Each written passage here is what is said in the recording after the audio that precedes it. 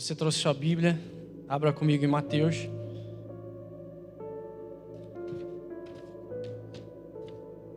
Capítulo 27.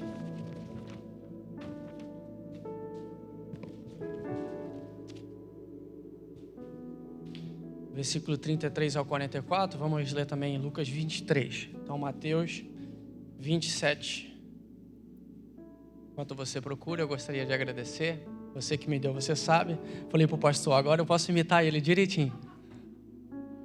Thank you.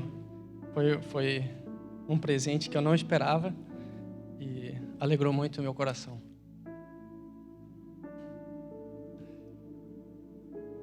Eu estou precisando, né?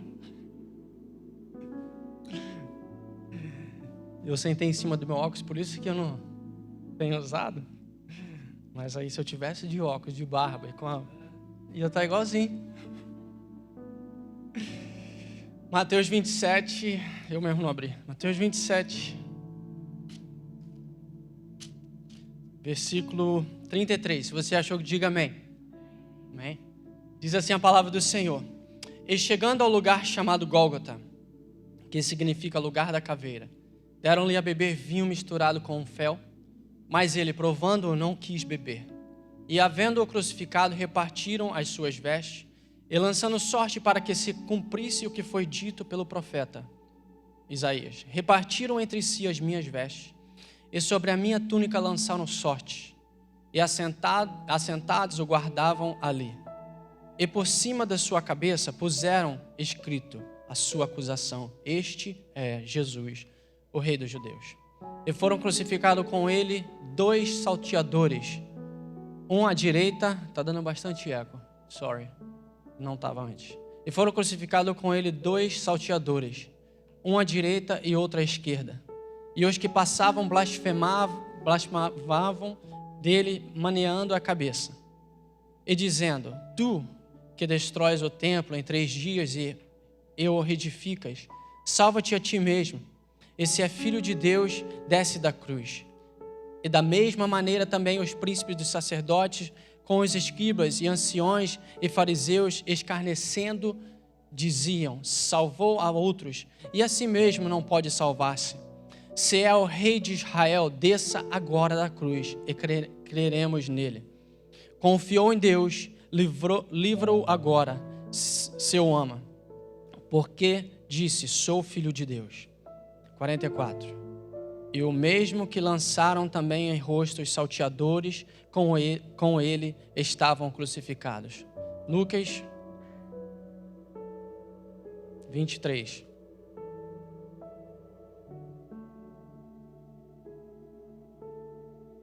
Versículo 39.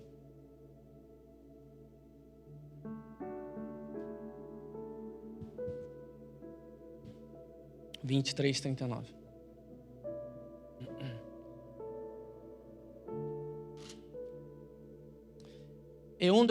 E um dos malfeitores que estavam pendurados blasfemava dele, dizendo: Se tu és o Cristo, salva-te a ti mesmo e a nós. Respondendo, porém, o outro repreendia-o, dizendo: Tu nem ainda temes ao Deus, estando na mesma condenação? E nós, na verdade, com justiça, porque recebemos o que os nossos feitos mereciam, mas este nenhum mal fez. E disse a Jesus: Senhor, lembra-te de mim quando entrares no teu reino. E disse-lhe Jesus: Em verdade te digo que hoje estarás comigo no paraíso. Abaixa as vossas cabeças. Senhor, muito obrigado por este momento. Obrigado por sentirmos a tua presença neste lugar, Senhor. Obrigado porque o Senhor se faz presente. Se não fosse o Senhor, seria inválido nós estarmos aqui. Eu te peço que o Senhor venha falar, Senhor, nos nossos corações, com a tua igreja, comigo, porque necessitamos ouvir a tua voz. Em nome de Jesus, ó Pai. Amém. A igreja podeis assentar.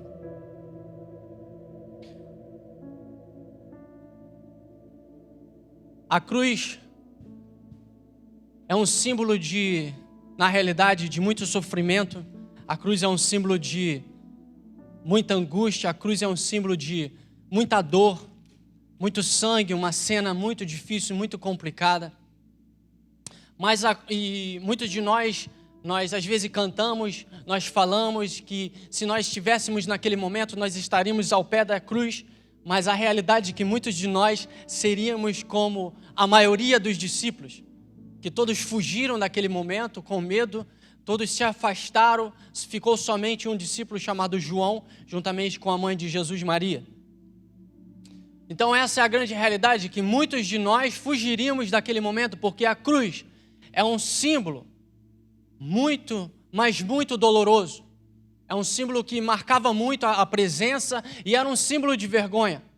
Só que a cruz, biblicamente falando, é o maior momento. Biblicamente falando, é o momento onde é revelado, onde está por completo a revelação da justiça e da misericórdia de Deus. Não existe outro momento antes e nem outro momento depois do que aquele momento que está sendo marcado, não somente no físico, mas no mundo espiritual, que ali estava a presença da justiça de Deus e a presença da misericórdia de Deus. Por que isso? Porque nós, dentro dos nossos deleitos, dentro das nossas impurezas, dentro dos nossos pecados, nós éramos merecedores de estar na cruz. Eu e você éramos para estar no lugar de Jesus. Eu e você éramos para estar naquele momento. Então, naquele momento, Jesus, ele está recebendo a justiça completa de Deus que nós merecíamos e está sendo apresentado a misericórdia de Deus por completa também em Jesus. Por que eu digo isso? Porque a Bíblia fala que o salário do pecado é a morte. Então, se você pecou, você merece morrer. Se eu pequei, eu mereço morrer. E na realidade, para mim ser completamente sincero, você pecou, eu pequei, nós pecamos e todos nós merecemos a morte. Todos nós merecemos a pena da morte. Todos nós, não existe acepção, a Bíblia fala que todos pecaram. Isso são todos. Se queria a definição disso, é bem simples. Todos, você e eu, todos nós, todos juntos, pecamos. E porque nós pecamos, nós fomos e estamos sem Cristo, destituído da glória de Deus. Que essa palavra quer dizer, mais simples, você está completamente afastado da presença de Deus com o pecado. Só que, se nós pudéssemos falar de um rio, ou abrimos um rio aqui, a água estaria passando. E se nós pudéssemos pegar uma esponja muito maior, muito mais potente do que o rio, nós colocaríamos a esponja nesse rio. E essa esponja, ela sugaria para ela toda a água e secaria aquele rio. E assim a nossa vida é cheia de pecado, cheia de impureza, cheio de contaminação. E Jesus, em um só ato, em um só momento, ele foi essa esponja. Jesus, ele pegou sobre si todos os nossos pecados. Só que a Bíblia, ela vai muito mais além do que Jesus só ter pego, que já para nós seria suficiente. Só que a Bíblia nos garante que Jesus, ele virou o pecado por nós. Então, existe uma diferença muito grande entre pegar pecado, ou segurar pecado, ou carregar pecado, e do que virar pecado.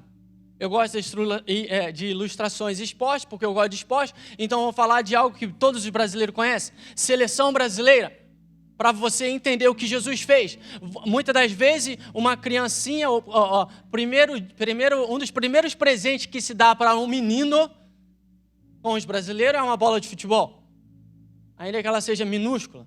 É uma bola de futebol. Então a criança, principalmente no Brasil, cresce com aquilo infiltrado na mente, que o dia que ela crescer, ela vai jogar na seleção brasileira. Só que você usar a uniforme da seleção brasileira não te faz um jogador da seleção brasileira. O que te faz jogador da seleção brasileira é você ser convocado, você colocar o uniforme, você estar em campo e jogar representando o Brasil. Essa é a diferença. Então, Jesus não simplesmente colocou o uniforme do pecado. Jesus virou o pecado por nós.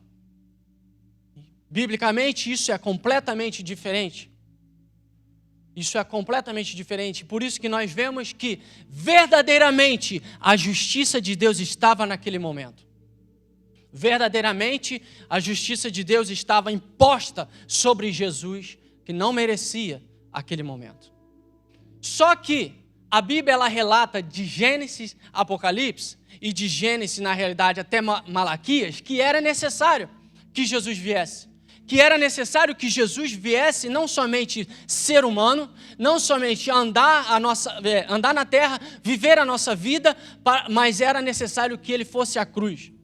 Então a cruz, ela foi profetizada em Gênesis capítulo 3, quando o ser humano errou, quando o ser humano pecou, Deus se apresentou como Deus se apresentava todos os dias.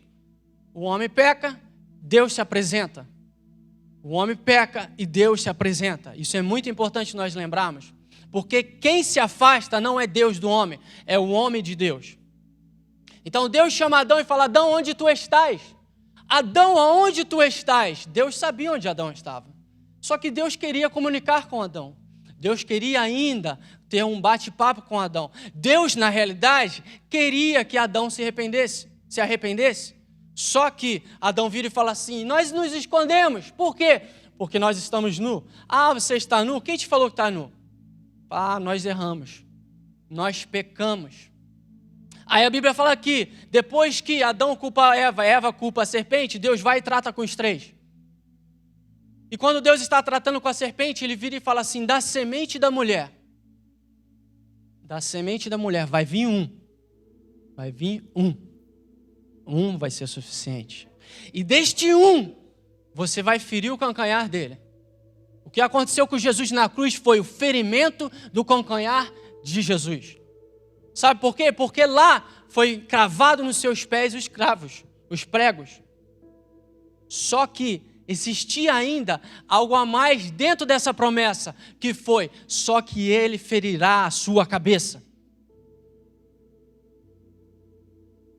Na cruz, teve uma grande representação no mundo espiritual daquilo que foi falado lá em Gênesis capítulo 3. Só que Deus ainda dá ênfase em Êxodo, quando Deus dá os 10 mandamentos para Moisés e para o povo israelita, o povo hebreu. Porque os 4 primeiros mandamentos, eles são verticais. Eles são do homem para Deus. Eles são relação de Deus para o homem, homem para Deus, para que não venha ter entre o povo nenhum outro Deus senão Deus. E os próximos 6 mandamentos, eles são entre o homem e o próximo. Então é a cruz simbolizada no horizontal. Só que quando Jesus foi posto sobre a cruz, quando Jesus foi colocado e foi enfiado a cruz de Jesus sobre a terra, ali estava se cumprindo a profecia que Deus falou para a serpente, porque Jesus estava sendo ferido no seu tornozelo, nos seus pés, mas só que no mundo espiritual, aqui está a terra, e aqui está a cruz, foi enfiado, ferindo no mundo espiritual o crânio de Satanás. Para pensar. Porque na realidade Satanás dizia: jamais vai ter comunhão de Deus com o ser humano. Mas naquele momento Deus estava cravando no cérebro de Satanás que Deus estava restaurando a comunhão de Deus entre o homem. A cruz é o maior símbolo da ponte de Deus para o homem, de homem para Deus e Deus para o homem. A cruz é necessário porque na realidade que se você rejeitar a mensagem da cruz, você continua sendo inimigo de Deus. Em Efésios capítulo 2 nos garante que todos nós que somos pecadores, nós somos inimigos de Deus. Só que na cruz nós vemos que existe esperança para o ser humano. Na cruz nós vemos que aquilo que foi cumprido em João capítulo 3, porque Deus amou o mundo de tal maneira que Ele deu o seu Filho unigênito para que todo aquele que nele crê não pereça, mas venha a ter a vida eterna. A cruz foi essa cravada de que todo aquele que nele crê, não venha perecer, mas venha a ter a vida eterna. Então Jesus vem à terra. Jesus vem à terra como um ser humano, Jesus vem na terra como um bebê, como foi apresentado aqui hoje. Uma criança pequena que precisava ser cuidada por alguém. E Deus escolhe um homem e uma mulher, mas a profissão deste homem aqui é interessante. Porque este homem é um carpinteiro, então Jesus, além dele ter nascido na manjedoura, que já é algo profético. Por quê? Porque eu pesquisei isso e quando um cordeiro, um animal mesmo, quando o cordeiro ele é nascido, para que ele vinha a ser protegido dos outros animais e até dele mesmo, ele era pego pelos pastores, ele era limpado e ele era enrolado e ele era colocado num lugar separado chamado manjedoura. Então, quando Jesus vai nascer, quando Maria e José procuram um lugar para que eles pudessem se hospedar e Jesus pudesse nascer, não havia lugar nenhum aberto ou disponível que poderia deixá-los. Mas só que quando José bate em uma porta, o homem fala assim, olha, eu não tenho mais vaga, mas existe um lugar, é bem humilde, pode ser qualquer lugar. Aí o homem vira e fala assim, eu tenho uma manjedoura. Não sabendo, não compreendendo José e nem Maria, que estava sendo cumprido no mundo espiritual, aquilo que João Batista disse, eis o Cordeiro de Deus, que tira o pecado do mundo. Interessante que João Batista não falou assim, que vai tirar o pecado do mundo. Ele disse que já tira o pecado do mundo. E já tira o pecado do mundo.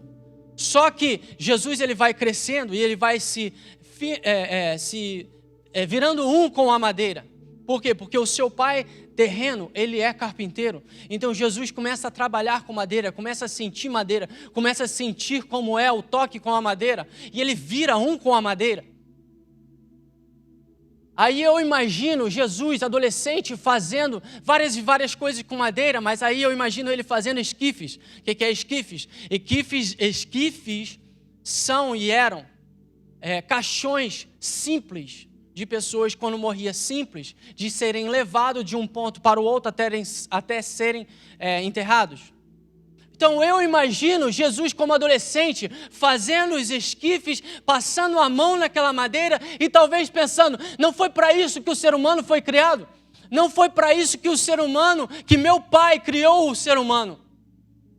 Só que chega lá na frente, quando ele já está dentro do seu ministério, ele levanta do esquife o filho da viúva de Naim, mostrando para nós que o resultado do homem não era aquele. Não era aquele. Só que Jesus aparece para ser batizado. E João Batista vira para ele e fala assim, como pode eu não tenho essa capacidade, eu não tenho essa habilidade de nem desatar as suas sandálias, nem de tirar, nem de amarrar, nem de colocar as suas sandálias. Quem sou eu para poder fazer isso, para te batizar? E Jesus vira para ele e fala assim, espera aí, João, deixa as escrituras se cumprirem. É necessário que as escrituras sejam cumpridas. É necessário que as escrituras sejam cumpridas. Então a gente vê que de ponta a ponta, do início ao fim, que era necessário que as escrituras fossem cumpridas. Era necessário que as escrituras fossem cumpridas. Então nós vemos que existe dois homens, um de cada lado, do lado direito e do lado esquerdo. Aí eu comecei a pensar, por que existia só duas? Por que existia só duas cruzes? Por que não 7 cruzes de um lado e do outro, que é o número perfeito de Deus? Por que não 10 cruzes? Por que só duas? Porque do início da Bíblia até o fim, a Bíblia nos relata e nos garante que existe 2 caminhos. Não existe vários caminhos, essa mentira de Satanás que todos os caminhos, todas as religiões, todos os pensamentos vão levar a Deus, isso é mentira. Criada pelo diabo, existe só 2 caminhos. E de Gênesis a gente já vê desde o início da Bíblia. A gente vê Caim e Abel. 2 homens, 2 jovens, tem a mesma chance que foi dado para Caim, a mesma chance que foi dado para Abel, foi dado para os 2, só que um escolheu Deus e outro escolheu ele mesmo. Um escolheu Deus e outro escolheu ele mesmo. Aí Deus chama Abraão Deus vira para Abraão e fala assim: Abraão, saia da tua parentela. Vai para um lugar que eu vou te mostrar. Vai para um lugar que eu vou te mostrar ainda. Aí Abraão sai, a Bíblia fala assim, só que Abraão levou com ele Ló, o seu sobrinho. Aí chega lá na frente, começa a dar intriga entre os pastores de Ló e os pastores de Abraão. Aí para que não viesse ter problema de família entre Abraão e Ló, Abraão vira para Ló e fala assim: ei, é o seguinte, porque eu te amo, eu gostaria que você escolhesse para onde vai. Se você for para a direita, eu vou para a esquerda. Se for para a esquerda, eu vou para a direita. Mas escolhe o lugar. Aí Ló escolhe a decisão errada, que afetou a sua família. Mas Abraão continua dentro da promessa de Deus. Aí eu me chego num ponto que eu vejo 2 reis na Bíblia, extremamente importantes. Um que foi o primeiro de Israel e outro que foi marcado. E lá na frente, um cego vira e fala assim: Jesus, filho de Davi, tenha misericórdia de mim, tenha compaixão de mim. Aí a gente vê Saul e nós vemos Davi. Saul e Davi reinaram os dois exatamente igual, 40 anos. Exatamente igual, 40 anos. Só que quando ele percebeu que a presença de Deus tinha se removido dele, quando ele percebeu que o Senhor não estava mais com ele, sabe o que ele fez? Ele não chorou, ele não clamou, ele não pediu por Deus, ele foi atrás de uma feiticeira. Ele foi procurar numa mulher que estava fazendo macumba para que ela pudesse obter a resposta que ele queria. Sabe por quê? Porque ele não queria perder a sua posição. Porque ele não queria perder a sua posição. É tanto que quando ele errou pela primeira vez, relatado na Bíblia, Samuel vira para ele e fala assim: por que você fez isso? Por que você fez isso? Era só você esperar. Aí ele fala assim: você demorou. Aí o povo começou a sair, dispersar. O povo começou a pensar: que Deus não estava mais comigo. Então, já que você demorou, e já que o povo começou a pensar mal de mim, eu fui e fiz. Só que a Bíblia relata que quando Davi pecou, e quando Davi roubou a mulher de Urias, e quando ele mandou matar Urias, lá em Salmos relata que Davi virou e falou assim: Senhor, pode tirar tudo de mim, arranca tudo de mim, mas não arranca a tua presença. Não arranca de mim a tua presença. E no primeiro culto, eu falei assim que existe um versículo que me dá medo. Está lá em Juízes, capítulo 16, versículo 20. Que Dalila vira e fala assim: Sansão, acorda, porque lá vem os filisteus. Aí Sansão vai e acorda. Aí ele olha para as suas algemas e fala assim: não se preocupe, eu vou fazer como todas as vezes eu fiz. Todas as vezes eu me levantei, eu quebrei tudo isso e eu me livrei dos filisteus. Só que daí existe uma vírgula. E depois da vírgula diz assim: só que não sabia Sansão. Algumas versões dizem assim: só que não tinha percebido Sansão que o Senhor tinha removido dele.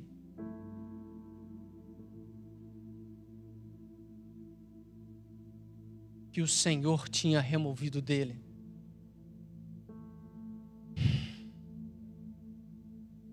Então, do começo ao fim, e por causa do tempo nós não podemos dar outros exemplos, mas do começo ao fim nós vamos ver que existe sempre 2 opções.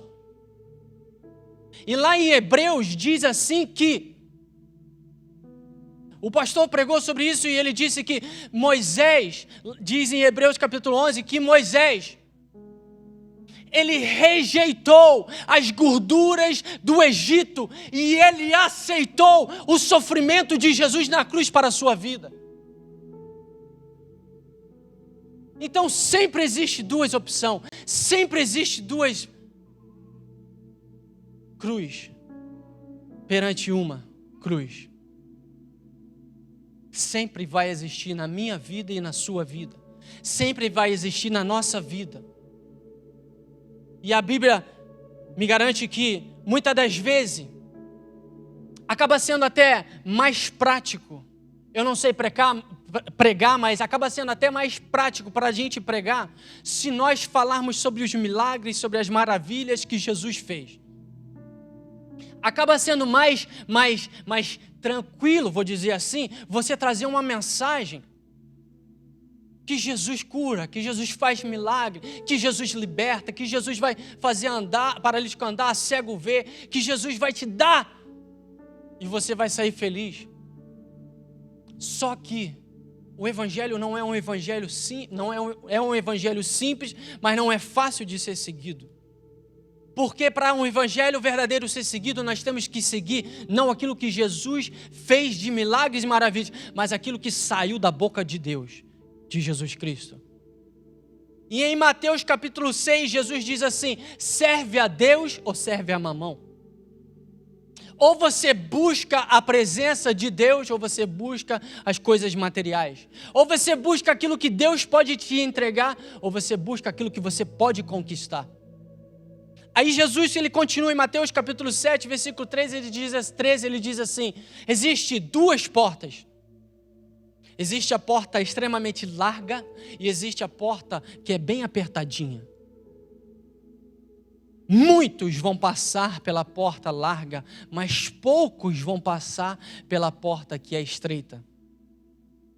Só que em Mateus, aí ele faz continuação em Mateus 7, versículo 24, ele fala de dois fundamentos. Do fundamento da areia, que é lindo e maravilhoso, que é prático, que é fácil, e do fundamento da rocha, que é difícil. Então a pregação de Jesus, as palavras de Jesus não é fácil. Não é fácil você seguir a Jesus. Aí ele continua e ele diz em Mateus capítulo 25, versículo 33, que ele virá, o Filho do Homem virá. E quando ele vir, ele vai vir em glória e com os seus anjos logo atrás dele. E ele vai vir, ele vai sentar no lugar devido. E quando ele sentar, o seu Pai Celestial vai separar os bodes das ovelhas. E os bodes, ele fala que vai ser colocado à esquerda e as ovelhas à sua direita. Aí ele dá continuidade, e Jesus está dando um sermão, na realidade, bem duro, em João capítulo 6. Em João capítulo 6, Jesus fala assim: quem não comer do meu corpo, do meu corpo, e quem não beber do meu sangue, não faz parte de mim. E a Bíblia fala que o sermão de Jesus estava tão duro, estava tão difícil, estava tão complicado para os ouvidos, que muitos dos seus discípulos, até então, que eram discípulos, começaram a saírem. Aí Jesus vira para os 12, e ele vira e fala assim: ei, você tem a opção. Você está aqui me ouvindo, estava todo mundo me ouvindo, vários foram embora. Vocês não querem ir embora, não? Aí Pedro vira e fala assim: para quem iremos nós se só tu tens a palavra de vitória? Ou só tu tens a palavra de eternidade? Olha que Pedro falou, ele não falou assim, para onde? Ele não disse para onde, ele disse: para quem iremos nós? Para quem iremos nós? Para quem iremos nós, irmãos, se só Jesus tem?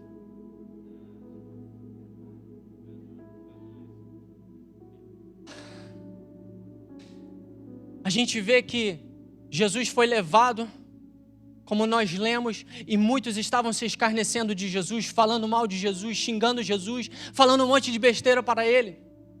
E nós lemos que existia os dois que foram crucificados com ele, um direito e um outro à esquerda. E em Mateus diz, por isso que eu li em Mateus e eu li em Lucas, porque eu nunca tinha prestado atenção nisso, que em Mateus diz que os dois salteadores estavam falando mal dele. Foi o último versículo que nós lemos, se eu não me engano, é o versículo 44 do capítulo 27 de Mateus. Os dois entraram na onda de falarem o que estavam falando para Jesus. Só que em Lucas, ele dá uma revelação que é aquela que nós conhecemos.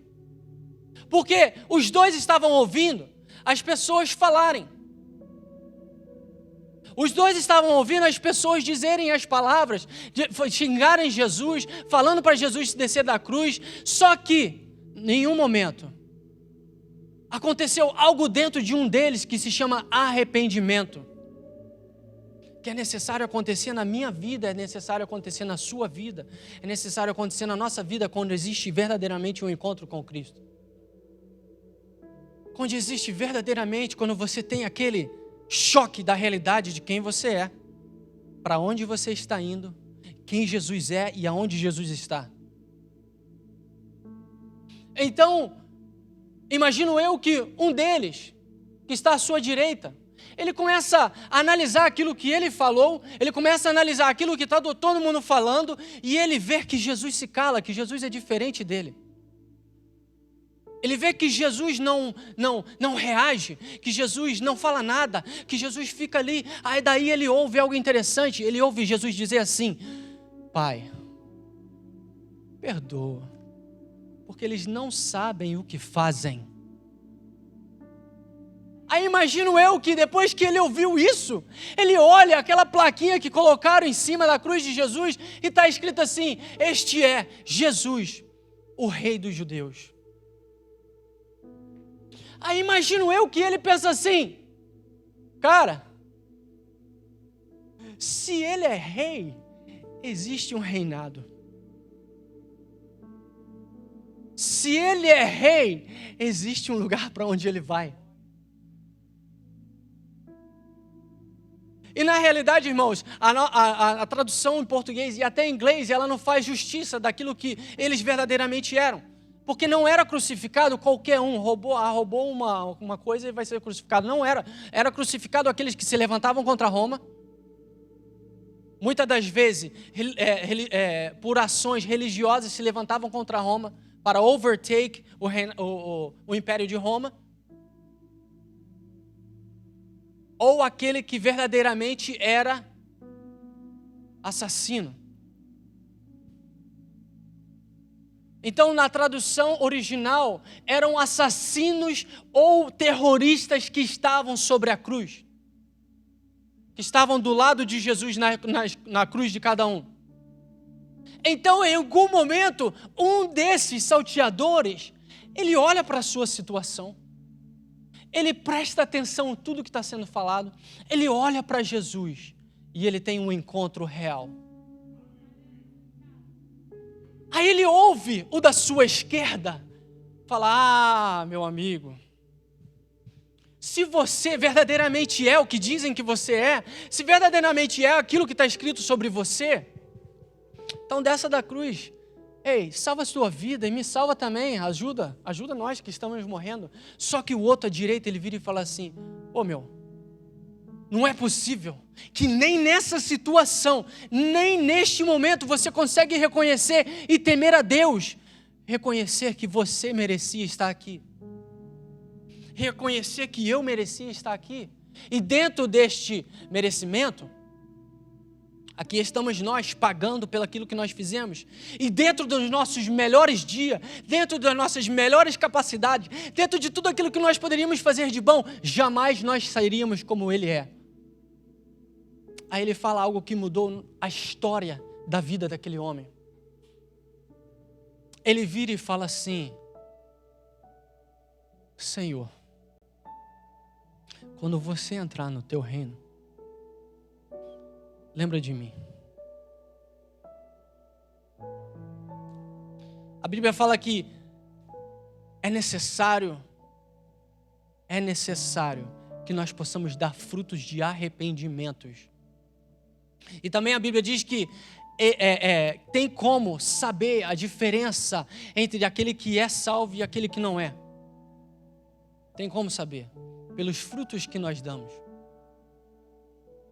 Ele não teve opção porque ele estava morrendo, então não tinha como ele demonstrar para mim e para você as atitudes. Mas nós que estamos vivos e não passamos ainda para a eternidade, nós precisamos dar frutos de arrependimento. Não adianta você falar para sua mulher, me desculpa, eu não vou fazer mais, e chega daqui uma semana, chega daqui um mês, chega daqui um ano, chega daqui 2 anos, e você vai e trai de novo.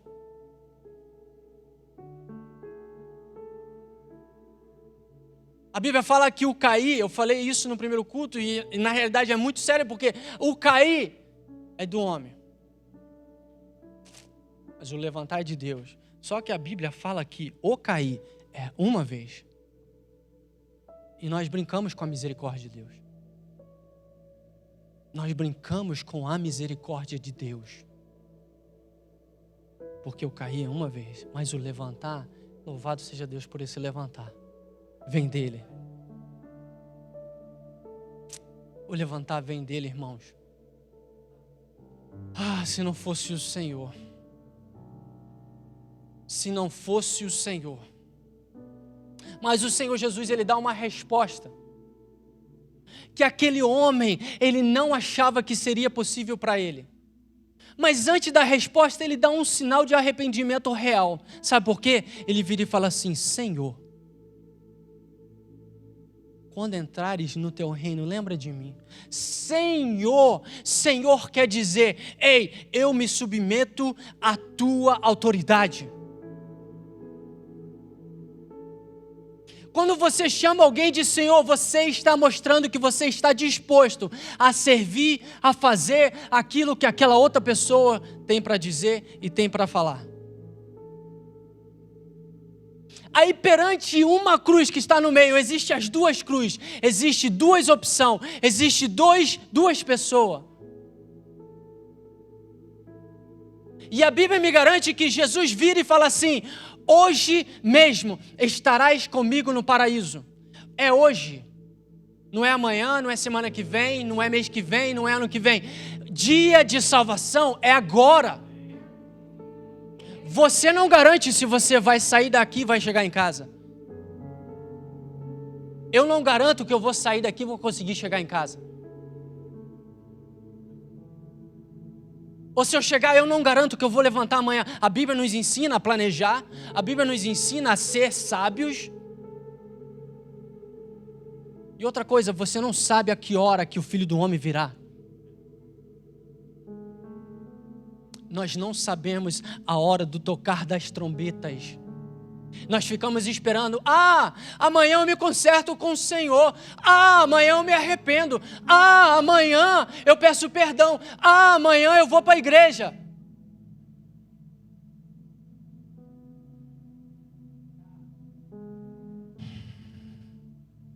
Eu costumo ser um pouco rude no discipulado, com palavras lindas, é claro, o máximo que eu posso, dentro da minha limitação vocabulária. Mas só que se você não for real, evangelho, cristianismo, ele não é cool, igual muitos atletas tentam parecer que é. Que Jesus também falou em Mateus, capítulo 7, Mateus capítulo 13, em Lucas capítulo 13, versículo 24, ele vira e fala assim: ei, se esforçai. Em inglês diz assim: make every effort. Faça tudo possível. Se esprema o máximo possível para que você venha passar pelo caminho que é estreito. Aí Jesus continua e fala assim: muitos, não é poucos não, irmãos, muitos vão querer passar por esse caminho, mas eles não vão passar. Dentro do último discipulado tinha muitos adolescentes, ficamos assim extremamente eufóricos, felizes, mas uma preocupação extrema dentro de mim. Eu tratei todos eles como se fosse o meu filho, eu sempre trato, independente da idade, mas para mim foi assim, ultra especial, porque era realmente da idade do meu filho dentro do discipulado, ele estava passando pelo 4º discipulado, porque eu sempre falei para ele: cara, você tem que dar frutos, você precisa dar frutos. E eu lembro que um dia eu falei assim, é legal namorar, é legal dar beijo, é legal casar, é legal você planejar, é legal você ter um futuro, é legal você ter uma boa carreira, mas ei, aonde você vai passar a eternidade?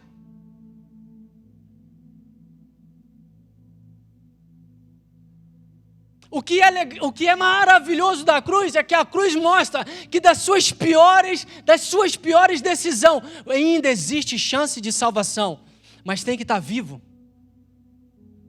Mas nós precisamos estar vivo.